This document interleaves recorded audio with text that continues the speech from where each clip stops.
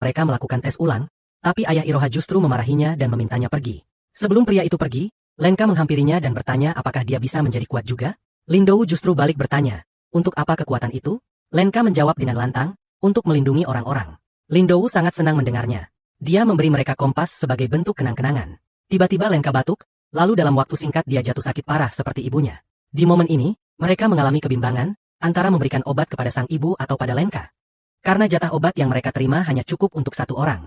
Sang ibu meminta mereka memberikan obat itu pada Lenka karena dia positif bisa masuk gerbang Fenrir. Iroha menangis sesenggukan saat dimintai sang ibu menyuntikkan obat itu, karena dia hanya ingin keluarga mereka selalu bersama. Sang ibu mengatakan, Lenka memiliki takdir untuk memutar balik dunia, mereka tidak boleh menahannya. Sang ibu bahkan berpesan, mereka harus mempercayakan kesempatan hidup padanya, karena dialah harapan mereka satu-satunya. Akhirnya sang ibu meninggal dunia karena sakit yang dia derita itu. Sejak saat itu, Lenka berjanji untuk menjadi sangat kuat. Dia sering keluar kamp persembunyian dan kembali dengan luka di tubuh, tapi dia tidak pernah berniat berhenti. Justru semakin hari, keberaniannya semakin besar.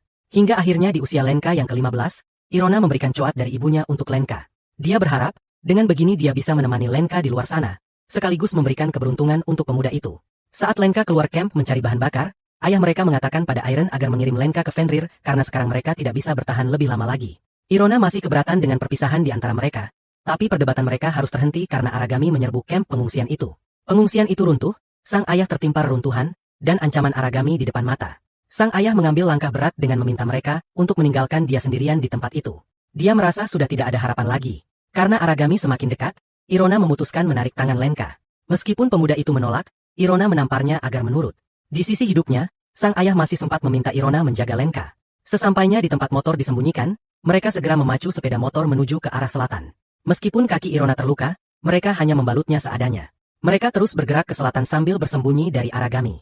Saat kondisi Irona semakin buruk, dia menyerahkan kompas itu dan meminta Lenka pergi ke Fenrir yang ada di selatan. Lenka akan diterima karena hasil tesnya positif. Tapi mereka tidak bisa masuk ke sana, karena hasil tes mereka semua negatif dan mereka tidak memiliki ikatan darah dengan Lenka. Irona meminta maaf baru mengatakan semua itu sekarang, karena mereka semua tidak mau kehilangan Lenka.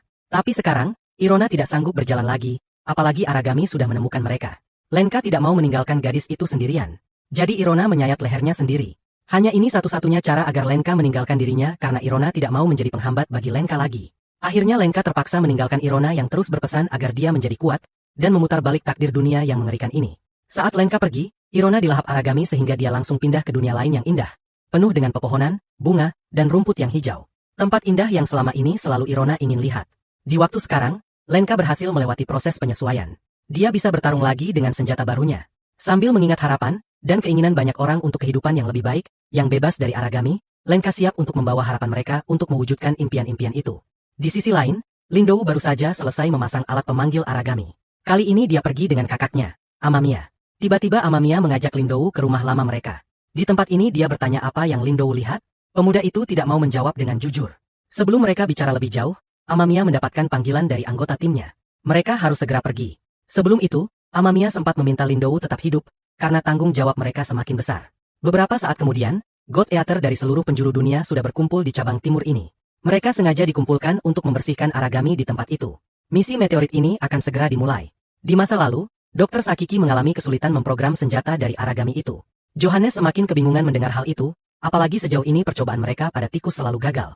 Dr. Sakiki sampai menganggap Aragami adalah program yang diciptakan Tuhan untuk memusnahkan manusia. Johannes ingin menentang Tuhan jika dia memang ingin memusnahkan manusia dengan cara seperti ini. Mereka terlibat perdebatan karena Dr. Sakiki tidak setuju dengan keputusan Johannes yang melakukan apapun untuk menentang takdir Tuhan ini, hingga rela mengorbankan orang yang dia cintai. Sejak saat itu, Dr. Sakiki memutuskan tidak terlibat lagi pada penelitian Johannes, dan meninggalkan mereka. Dr. Johannes tersentak saat teringat kenangan masa lalu itu. Dia tidak bisa berhenti karena para Aragami itu tidak akan menunggu. Di waktu sekarang, Lenka berkumpul dengan tim utama dan teman-temannya.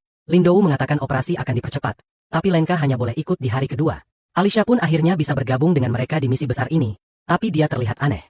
Saat mengembalikan coat Lenka yang sudah bersih, mata gadis itu terlihat sangat hampa. Beberapa waktu kemudian, rapat besar lagi. Mayor Amamiya mengangkat Lindou sebagai pemimpin, namun Lindou menunjuk Lenka sebagai penggantinya, memimpin jalannya misi di camp. Karena Mayor Amamiya sendiri sudah melihat bagaimana kemampuannya dalam memimpin. Lindou merasa diam di camp dan memberikan perintah tidak sesuai dengannya. Dia lebih suka ikut bertempur di lapangan. Mayor Amamiya setuju. Dia menunjuk Lenka sebagai ketua misi ini, sedangkan Lindou sebagai ketua tim A. Misi besar ini bertujuan mengumpulkan inti dari Aragami besar sehingga mempercepat pembangunan Aegis. Setelah itu, mereka membahas bagaimana misi ini akan berlangsung. Lenka sering mengikuti rapat dengan Mayor Amamiya untuk membahas penyelesaian misi ini. Sementara teman-temannya yang lain terus berlatih keras dalam kelompok. Di sela-sela berlatih, Fujiki mengajak Sakuya mengkombinasikan peluru mereka sehingga menjadi serangan yang lebih besar. Saat Lenka berkunjung ke rumah Fujiki, pemuda itu mengajaknya makan dan bercanda bersama keluarganya. Setelah itu, Fujiki mengatakan, saat latihan Sakuya menjelaskan, tugas mereka adalah untuk membantu agar tim mereka tidak mengalami gangguan selama pertempuran, dan bisa pulang dengan selamat. Fujiki menyadari, semua orang bertarung karena ingin melindungi sosok penting dalam hidupnya. Sama seperti dirinya yang ingin melindungi keluarganya. Lenka berjanji akan memimpin mereka dengan baik agar mereka semua berhasil. Akhirnya, hari misi besar itu tiba. Semua tim berangkat dengan helikopter masing-masing. Sebelum berangkat, Lenka mengembalikan kompas milik Lindowu, tetapi Lindowu memberikannya menyimpan benda itu dan memberikan kompas itu kepada siapapun yang tersesat. Operasi meteor dimulai. Berdasarkan perintah Mayor Amamiya di markas pusat, para God Eater menembakkan peluru meteor yang mampu menghujani peledak pada para Aragami yang sudah berkumpul. Pemandangan saat ratusan peluru berjatuhan seperti meteor sempat membuat Lenka dan semua orang tercengang karena indahnya. Serangan fase pertama berupa tembakan meteor sudah selesai, kini giliran serangan kloter kedua, yaitu para penyerang jarak dekat. Di bawah komando Lindowu, seluruh anggota tim menembakkan formula anti-bias pada senjata mereka, sehingga semua senjata bisa meraung, dan langsung melahap Aragami target mereka. Ini adalah saran yang diberikan Lindowu karena terinspirasi dari Lenka yang mampu membangkitkan kekuatan senjatanya dengan cara seperti ini saat di area pemukiman di dekat bendungan. Sambil mengawasi jalannya misi, Dr. Johannes teringat dengan hari saat Aisyah melahirkan.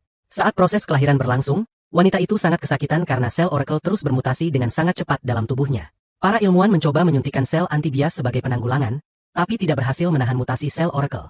Johannes ingin mereka menghentikan penyuntikan sel anti-bias, tapi Aisyah melarangnya. Saat para dokter siap melakukan operasi sesar untuk mengeluarkan bayi itu, tiba-tiba saja tubuh Aisyah meledak. Daging bercampur darah memenuhi seluruh ruangan, hingga menghancurkan kaca ruang pengawas karena kuatnya serangan itu. Kenangan itu tidak mampu hilang dari kepala Johannes. Dia masih terluka, dan sedih, hingga mengaktifkan alat lain untuk mengundang Aragami Fajra ke tempat lain. Tim yang dipimpin Lindowu sempat kebingungan saat seluruh monster Fajra menjauh dari alat pertama, dan mengarah ke barat laut. Tempat bendungan dan pengungsian orang-orang biasa. Lindowu khawatir dengan keselamatan mereka. Dia meminta izin mengintai ke wilayah barat laut, apalagi sekarang sudah tidak banyak monster tersisa di dekat alat pertama. Mayor Amamiya memperbolehkan Lindowu pergi dengan berat hati. Saat ini, ratusan Fajra bergerak menuju hutan. Tidak hanya mereka, bahkan seluruh Fajra dari luar dinding pertahanan sedang menuju ke arah bendungan, hingga jumlah mereka pasti mencapai ribuan. Rupanya, ini adalah ulah Dr. Johannes. Dia memutuskan komunikasi Lindowu dengan markas pusat, dan mengaktifkan alat pemanggil Fajra yang tersembunyi di dalam bendungan. Dia melakukan ini karena merasa Lindowu adalah tikus yang mencoba mengusik rencana rahasianya untuk mewujudkan impian Aisyah. Johannes kembali teringat, setelah ledakan daging dan darah itu, dia bangun sambil melihat semua orang tidak sadarkan diri karena serangan sel Oracle. Bahkan, gumpalan daging itu mencoba menyerangnya. Tapi mereka dibelokkan oleh jimat berisi sel anti-bias dari Dr. Sakiki. Johannes langsung teringat pada Aisyah. Dia mencoba mencari keberadaan Aisyah di antara gumpalan daging yang hancur, tapi dia tidak menemukan apapun. Dia hanya menemukan inti dari sel Oracle yang berwarna kebiruan, dan bayi Soma yang menangis sendirian. Semua orang di tempat itu tidak selamat, selain mereka berdua. Johannes sangat berduka, dan sedih melihat kondisi tubuh Aisyah yang bahkan tidak bisa dikenali. Di lokasi alat tim A, semua orang mulai panik saat monster lain selain Fajra mulai berdatangan ke lokasi mereka. Hibari melaporkan dengan panik bahwa saat ini mereka kehilangan kendali atas alat tim A. Mayor Amamiya sangat mengkhawatirkan keselamatan Lindowu yang saat ini sedang dikepung ratusan Fajra dari berbagai arah, dan tidak ada yang bisa membantu. Saat ini, semua tim sedang sibuk melawan Aragami yang jumlahnya sangat banyak. Bahkan tim A kedatangan Aragami berbeda dari berbagai arah. Akhirnya, Mayor Amamiya melihat peluang. Dia melihat camp tempat Lenka mengintai adalah tempat yang paling dekat dengan posisi Lindowu. Jadi dia memerintahkan Lenka membantu Lindowu. Lenka langsung berangkat naik helikopter menuju lokasi Lindowu. Sedangkan Lekchan dan Dr. Sakiki segera menyelesaikan perbaikan senjata milik Lenka agar bisa segera digunakan untuk membantu Lindowu. Selagi Lenka bergerak, Mayor Amamiya masih mencari tahu apa yang sebenarnya terjadi.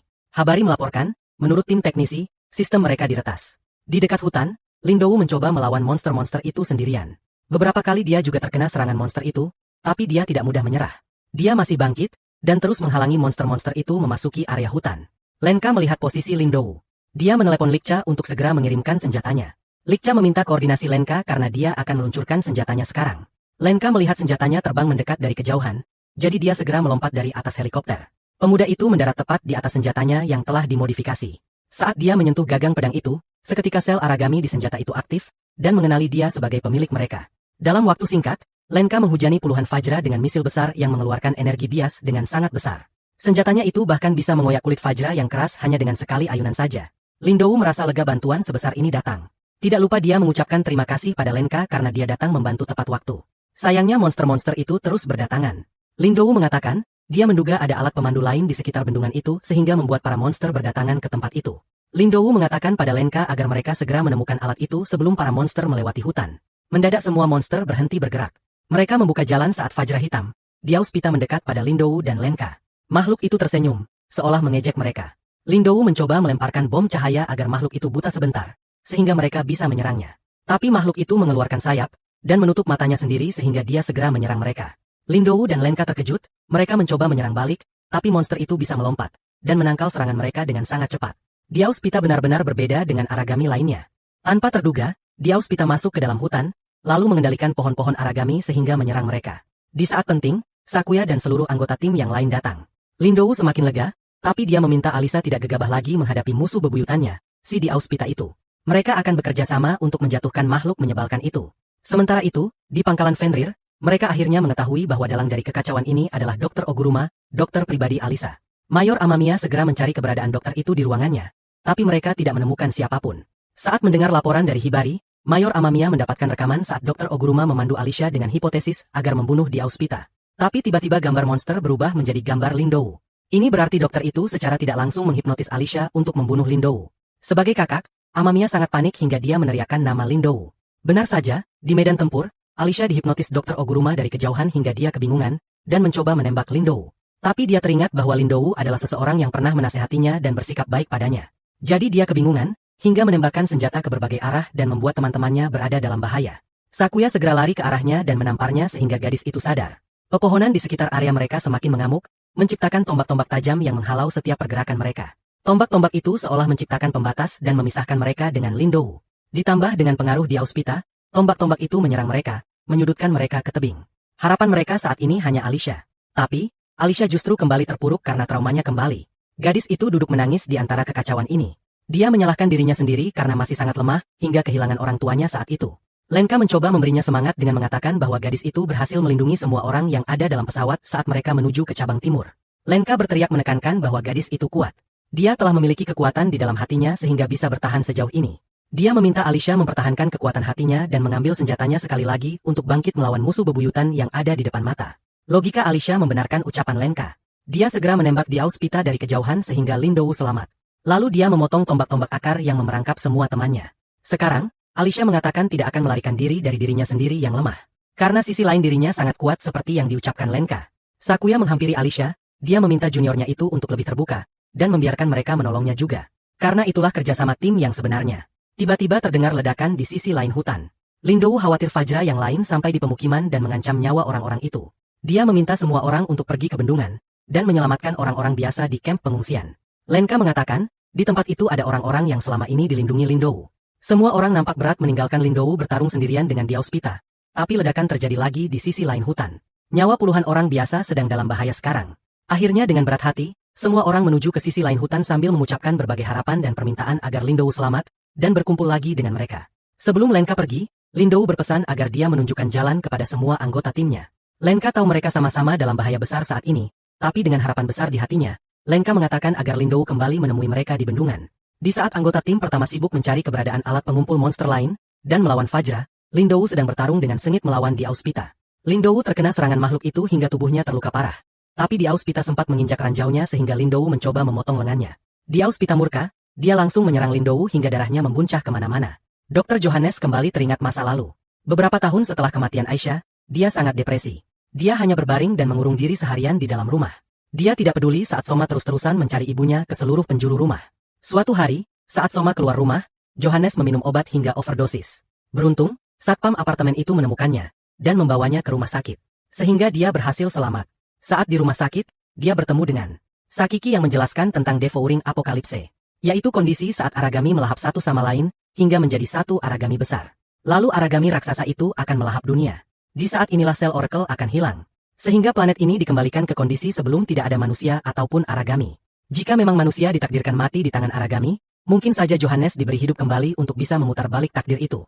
Sejak saat itulah, Johannes mendapatkan kembali harapan hidupnya, yaitu untuk menyelamatkan dunia ini dari Aragami. Sama seperti harapan Aisyah dulu.